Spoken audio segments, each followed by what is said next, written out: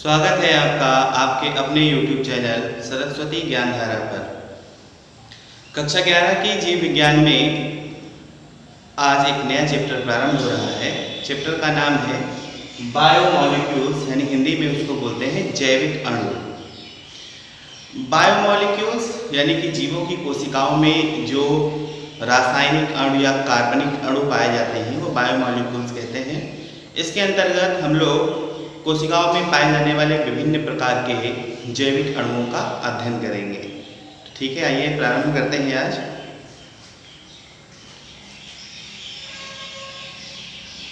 सभी लोग जानते हैं, पिछले चैप्टर में हमने पढ़ रखा है कि जीवों का शरीर किससे बना होता है? कोशिकाओं से बना होता है। ठीक है, जीवों का शरीर कोशिकाओं से मिलकर बना होता है और यही कोशिकाएं संगठित होकर ऊतकों का निर्माण करती हैं और ऊतकों के संगठन से अंग का निर्माण होता है और अंगों के संगठन से तंत्र का निर्माण होता है। ठीक है, तो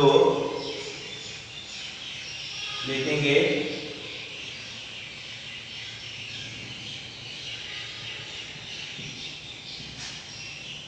जीवों का शरीर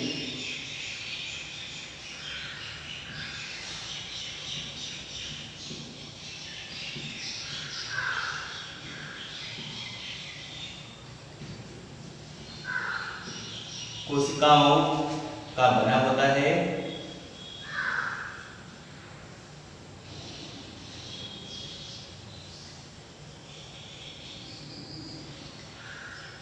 जीवों का शरीर कोशिकाओं का बना होता है और कोशिकाएं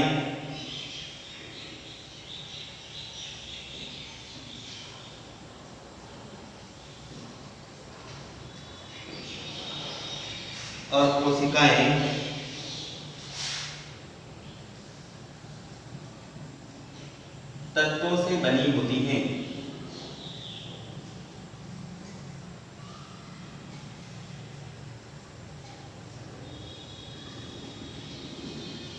तत्वों से बनी होती हैं। जीवों के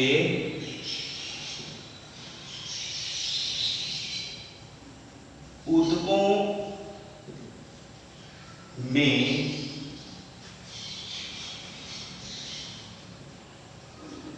पाए जाने वाले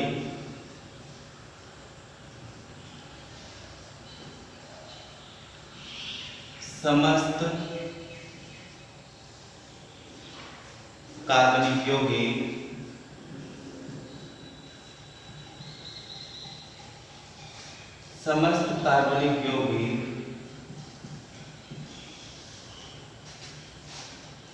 जैविक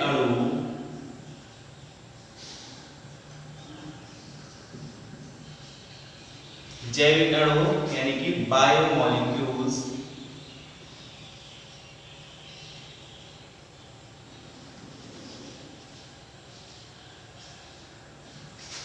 कहलाते हैं।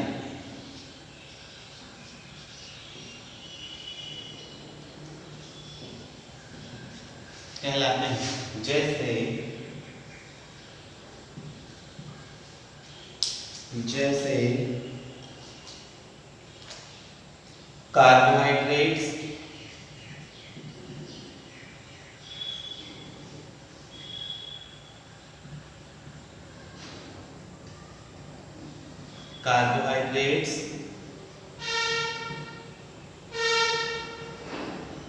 प्रोटीन,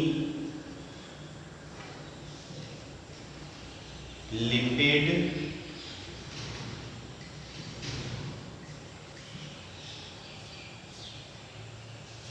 न्यूक्लिक अम्ल आदि। ये इतनी प्रकार के जो आपके जैविक अणु हैं, इनको हम इस चैप्टर के अंतर्गत पढ़ेंगे। ठीक है, तो जीवों का शरीर कोशिकाओं से बना होता है और कोशिकाएं तत्वों की बनी होती हैं। ठीक है, जीवों के ऊतकों में पाए जाने वाले समस्त कार्बनिक यौगिक जैविक अणु कहलाते हैं। जैसे इनका क्या है? कार्बोहाइड्रेट्स, प्रोटीन और न्यूक्लिक अम्ल। ठीक है,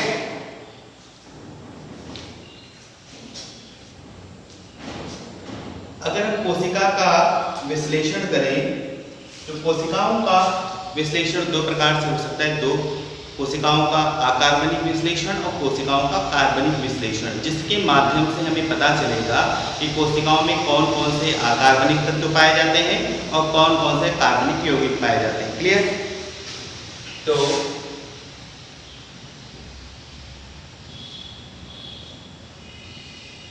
कोशिका का अकार्बनिक विश्लेषण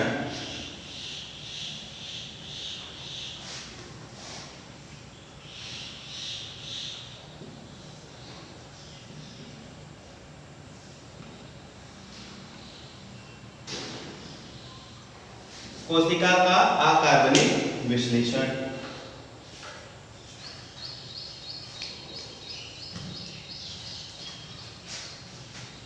जीवों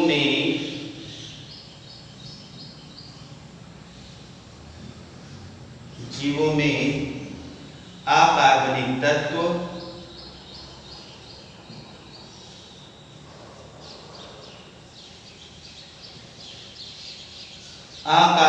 तत्व व यौगिक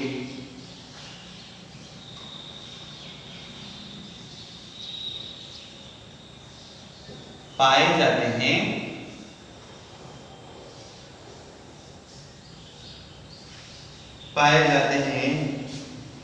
जिसका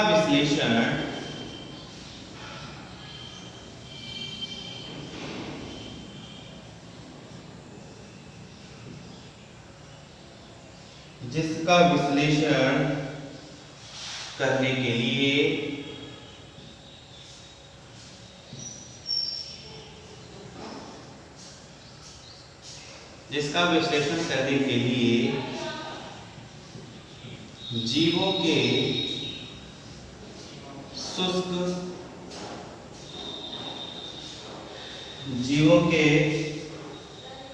शुष्क अंश को, शुष्क अंश का मतलब क्या है? कोई भी जीव ले लेंगे, चाहे वो वनस्पति हो चाहे वो जंतु हो, और उसको सुखा लेंगे, तो सूखा पार्ट होगा, फिर उसको क्या कराएंगे? बर्न कराएंगे। ठीक है? शुष्क अंश को जलाया जाता है,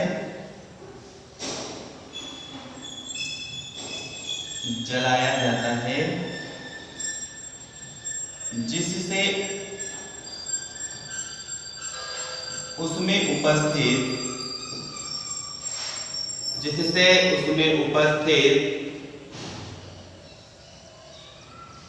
समस्त कार्बनिक यौगिक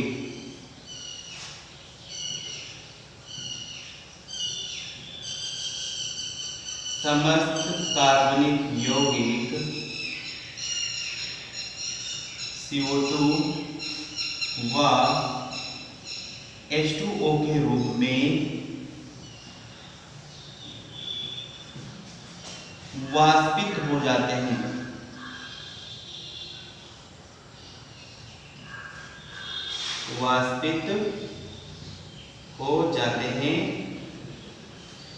जब किसी भी जीव के शुष्क अंश को जलाएंगे तो जलाने पर उस अंश में जो कार्बनिक यौगिक होते हैं वो कार्बन डाइऑक्साइड व जल के रूप में क्या हो जाएंगे? वाष्पित हो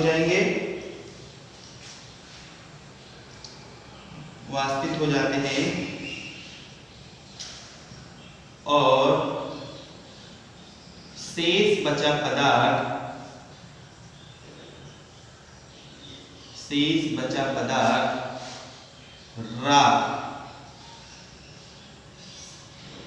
राख या भस्म, अंग्रेजी में बोलते हैं क्या? ऐश। और शेष बचा पदार्थ राख या भस्म कहलाता है।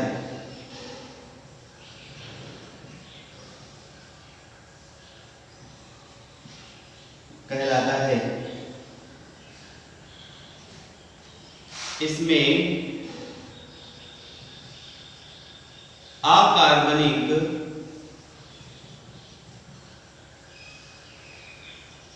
तत्व होते हैं।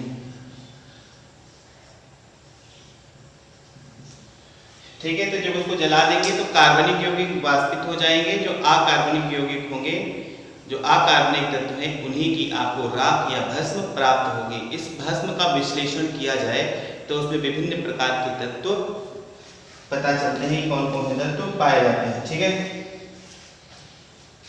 यहाँ पे एक टेबल टाइप की बना लेंगे। क्या ऊतकों में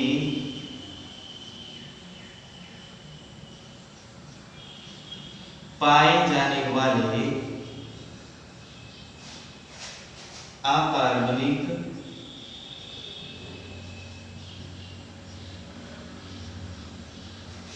अकार्बनिक अवयव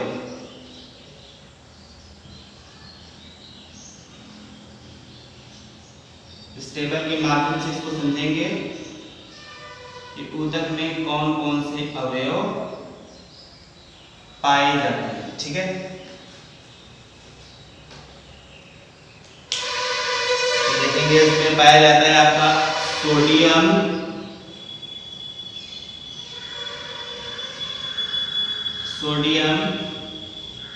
प्रतीक क्या होगा इसका Na+,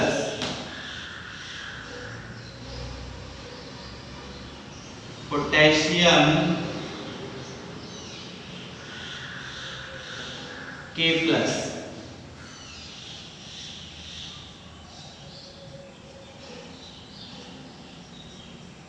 कैल्शियम Ca+2,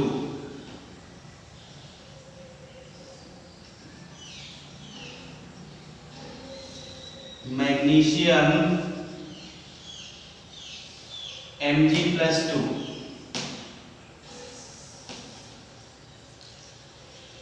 जल H2O,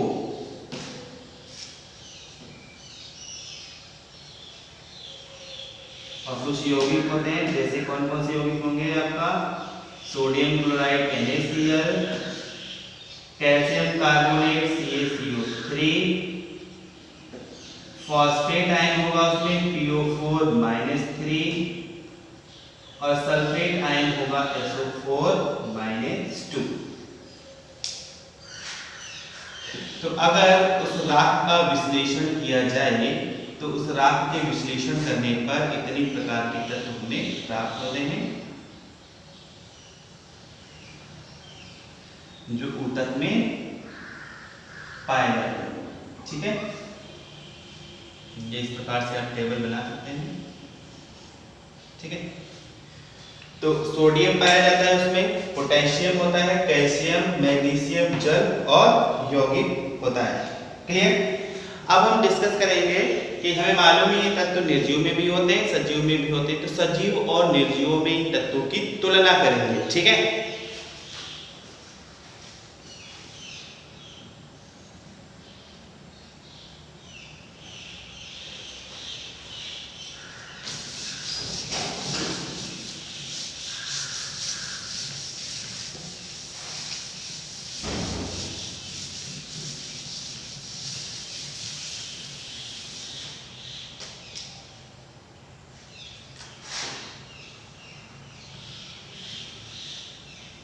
सजीव व निर्जीव पदार्थों में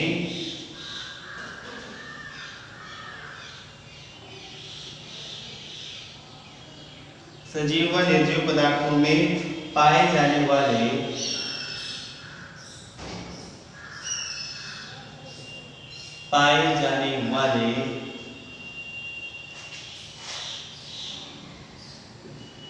तत्वों की तुलना। ठीक है, देखेंगे कि सजीव में तत्व जो पाए जाते हैं वो कितना पाए जाते हैं और निर्जीव में जो पाए जाते हैं वो कैसे कैसे पाए जाते हैं। इस टेबल बना लेंगे। तत्व और निर्जीव में हम बात करेंगे किसकी? भूपरपटी की। भूपरपटी का अर्थ है क्या? कि जो पृथ्वी की जो ऊपरी लेयर होती है वो क्या कहलाती है? आपकी भूपर्वटी कहलाती है। और इसकी तुलना कर देंगे किससे? मनुष्य के शरीर से। मनुष्य शरीर, इस प्रकार से टेबल बना लेंगे।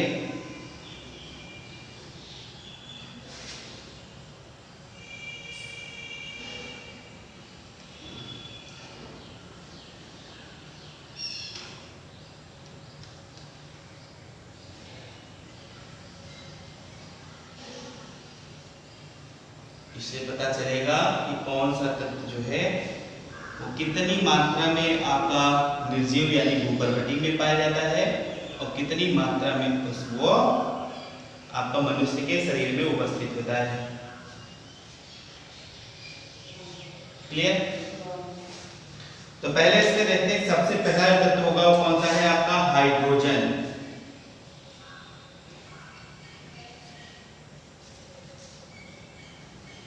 हाइड्रोजन हाइड्रोजन जो है वो 0.14% ये आपका किसमें होता है? भूपर्वटी पे होता है, जबकि मनुष्य के शरीर में होता है 0.5%। ठीक है। हाइड्रोजन के बाद अगर देखते हैं दूसरा तत्व आपका क्या है? कार्बन। कार्बन ये जो आपका भूपर्वटी है इसमें पाया जाता है 0.03%, जबकि मनुष्य के शरीर में होता है लगभग 18.5%। ठीक है। तीसरे तत्व की बात करें तो है ऑक्सीजन।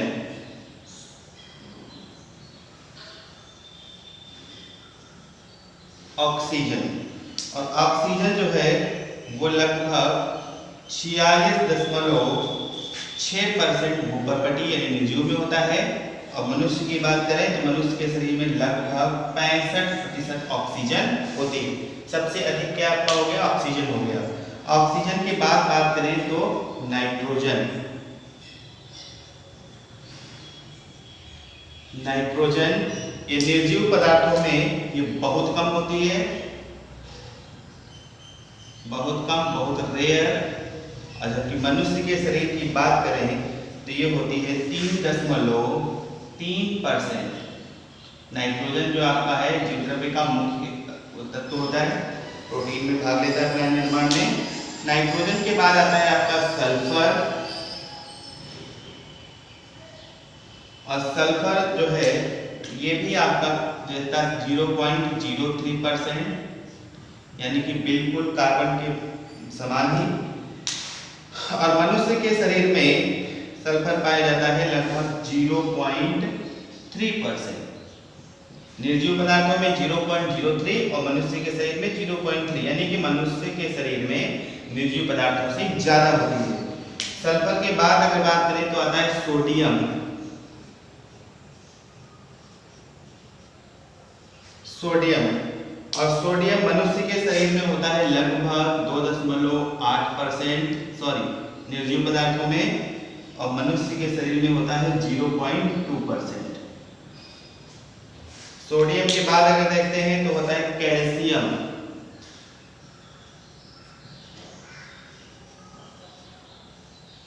कैल्शियम 3.6% निर्जीव पदार्थों में और 1.5% मनुष्य के शरीर में। मनुष्य के शरीर में कितना है? 1.5%।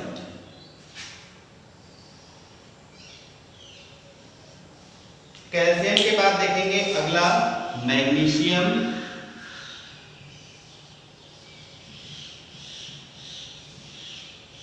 मैग्नीशियम और मैग्नीशियम जो है वो अर्धपृष्ठ में 2.1% और मनुष्य के शरीर में 0.1% होता है। और लास्ट में देखें, सबसे लास्ट में क्या है आपका? सिलिकॉन। सिलिकॉन ये लगभग आपका 27.7% ये होता है निर्जीव पदार्थों में। और मनुष्य के शरीर में इसकी मात्रा जो है वो क्या है? नेग्लिजिबल, बिल्कुल नगण्य, ना के समान। ठीक है।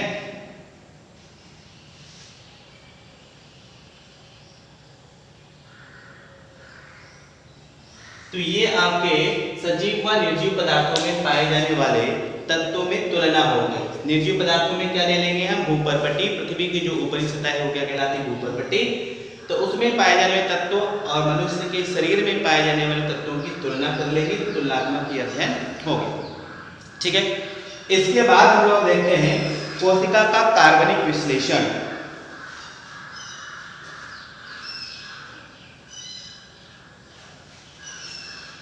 कोशिका का कार्बनिक विश्लेषण, अकार्बनिक विश्लेषण हो गया, उसका इग्निशन टेस्ट था, उसको शुष्क को जलाते थे, जलाने पर कार्बनिक पदार्थ उड़ जाते हैं और निर्जीव पदार्थ अकार्बनिक पदार्थ जो है वो राख के रूप में प्राप्त होते हैं, जिसका विश्लेषण करके पता कर लिया जाता है कि उसमें कौन कौन से तत्व उपस्थित है। ठीक है। अब देखेंगे कोशिका का कार्बनिक विश्लेषण। कोशिका का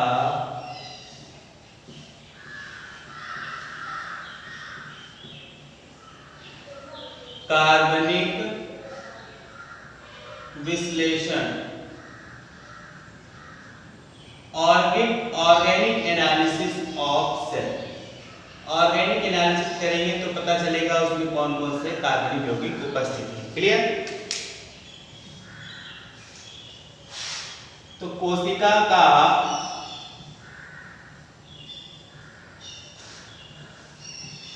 कार्बनिक विश्लेषण करने के लिए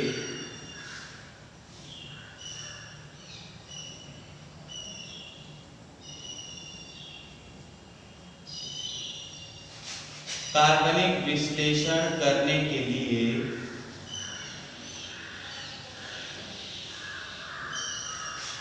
कार्बनिक विश्लेषण करना है, तो कार्बनिक विश्लेषण करने के लिए क्या करेंगे, जीव ऊतक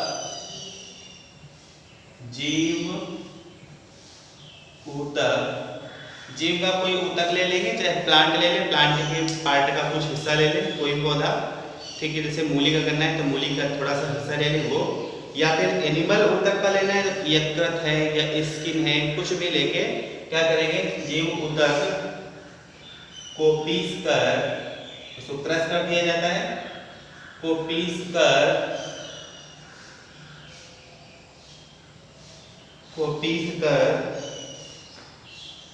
उसमें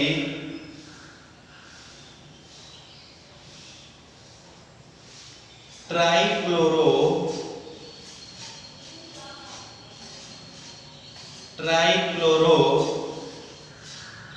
एसिटिक अम्ल, ट्राइक्लोरो एसिटिक अम्ल मिलाया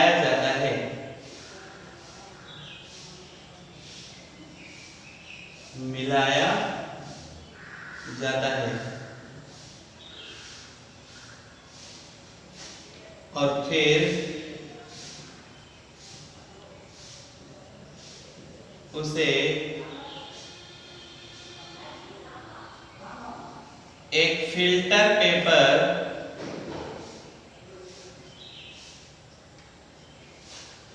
द्वारा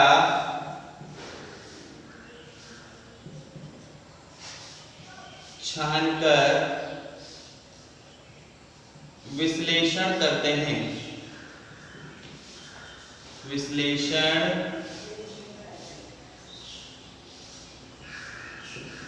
हैं, ठीक है। तो जो कोशिका है उस कोशिका का कार्बनिक विश्लेषण अगर करना चाहते हैं हम, तो कोई भी ऊतक ले लेंगे, जीव ऊतक ले लेंगे, चाहे वो पादप ऊतक हो चाहे वो जंतु ऊतक है। तो इसके लिए क्या करेंगे, किसी भी पौधे का कोई भाग लेंगे या फिर जंतुओं का कोई भाग ले लेंगे, उसको पीस कर उसमें क्या मिलाएंगे, ट्राइक्लोरो एसिटिक अम्ल मिलाएंगे। ट्राइक्लोरो एसिटिक अम्ल मिलाने के बाद उसे एक फिल्टर पेपर द्वारा छान लेंगे, और छानेंगे तो फिर क्या करेंगे, फिर उसका विश्लेषण करेंगे, जिससे हमें ये पता चलेगा कि उसमें कौन कौन से चीजें मिली हुई हैं। तो देखेंगे जरा यहाँ पे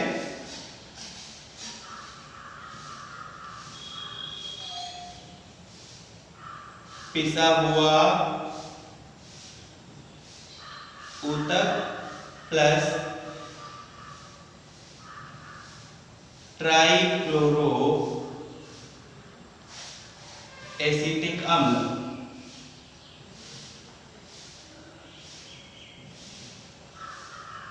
और क्या करेंगे इसको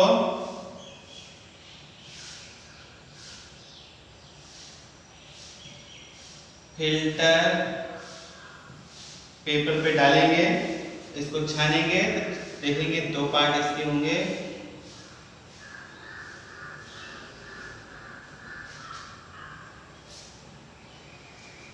एक तो आपका छनित भाग जो छन के नीचे आ जाएगा वो छनित भाग, इसको बोलते हैं अंग्रेजी में, इसको बोलेंगे एसिड सोल्यूबल पूल। और दूसरा आपका जो बचेगा उसको क्या बोलेंगे अवशेष भाग, जो छनेगा नहीं, फिल्टर पेपर के ऊपर रह जाएगा, उसको बोलेंगे क्या अवशेष भाग, या इसको बोलते हैं क्या अंग्रेजी में एसिड इनसॉल्युबल पूल। जब इसको छानेंगे तो छन के जो अलग हो जाएगा छनित भाग यानी एसिड सॉल्युबल पूल, जो उस फॉर्मूले में घुला होगा, और जो घुल नहीं पाता है उसको अवशेष भाग, जो छन्ने के या फिल्टर पे के ऊपर रह जाएगा उसे बोलेंगे अवशेष भाग या बोलेंगे एसिड इनसॉल्युबल पूल।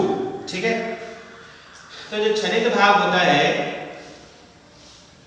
वो आपका क्या कहलाता है माइक्रोमोलिक्यूल, सूक्ष्म अणु होंगे। ठीक, और इसमें क्या होंगे आपके मैक्रोमोलिक्यूल,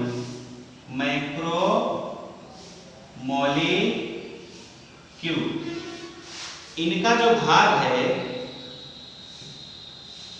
इनका भार 18 से 800 डाल्टन होता है। ठीक है, ये भार की एक यूनिट है, इनका भार कितना है 18 से 1800। ठीक है, और इनका भार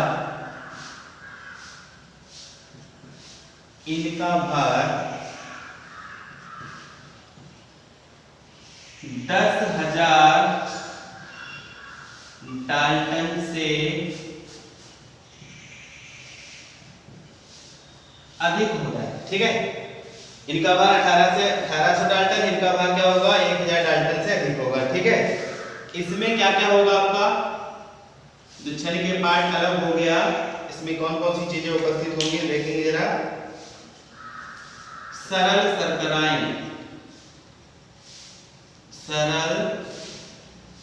शर्करा होंगी, यानी कि मोनोसेक्राइड्स और पॉलीगोसेक्राइड्स हो सकते हैं।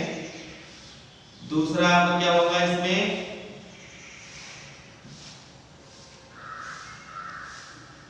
एमिनो अम्ल होंगे, और आपके क्या होंगे इसमें न्यूक्लियोटाइड होंगे, न्यूक्लियोटाइड भी होंगे इसके अंतर्गत। ठीक है, तो छनित भाग है उसमें आपका सरल शर्करा यानी कि मोनोसेक्राइड और ओलिगोसेक्राइड हो सकती है, अमीनो अम्ल होंगे, और क्या होंगे उसमें न्यूक्लियोटाइड होंगे। जबकि इसमें देखें, इसमें आपके क्या क्या होंगे पॉलीसेकेराइड होंगे, पॉलीसेकेराइड होंगे, प्रोटीन होंगी, इसके में प्रोटीन होंगे, न्यूक्लिक अम्ल होंगे,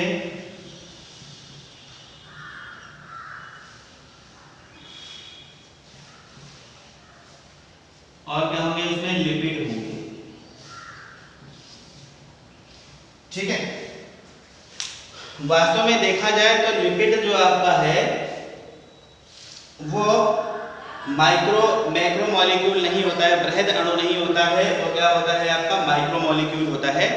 परंतु जब इसको पीसा जाता है, जब जीवित ऊतक को पीसेंगे तो पीसने पे क्या होगा कि जो आपके लिपिड हैं, लिपिड के छोटे छोटे अणु आपस में परस्पर मिलकर क्या बना लेते हैं, मिसल बना लेते हैं, और मिसल जो होती है वो छन नहीं पाती है। इसी के कारण उसको मैक्रोमोलिक्यूल के अंतर्गत रखा जाता है। वास्तव में वो मैक्रोमोलिक्यूल नहीं है, क्या है वो माइक्रोमोलिक्यूल है, ठीक है, सूक्ष्म अणु है, लेकिन मिसल के निर्माण के कारण ही वो छन नहीं पाती है, जिसलिए वो किसमें अवशेष भाग में रह जाती है और मैक्रोमोलिक्यूल कहलाती है, ठीक है। इसके बाद देखेंगे ना कोशिका का औसत संगठन। अगर यहां देखें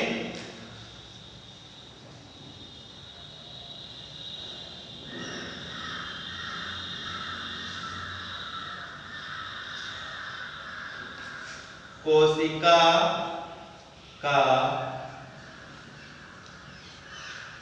औसत संगठन, तो कोशिका का औसत संगठन अगर देखा जाए तो उसमें जो जल है वो जल 70 से 90% आपका क्या होता है, जल होता है, ठीक है। अगर बात की जाए प्रोटीन की, तो कोशिका में जो प्रोटीन है वो 10 से 15% जो होती है कोशिका में प्रोटीन होती है, ठीक है। कार्बोहाइड्रेट,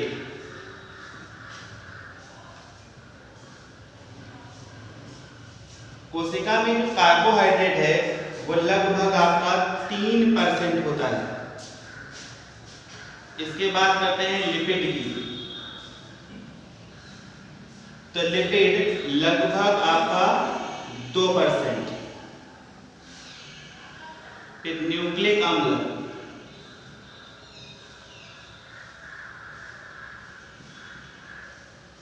और न्यूक्लिक अम्ल आपका 5 से 7% न्यूक्लिक अम्ल होता है। उसके बाद आयन, ये आपका 1% होता है, ठीक है। तो ये आपका कोशिका का औसत संगठन है, ठीक है।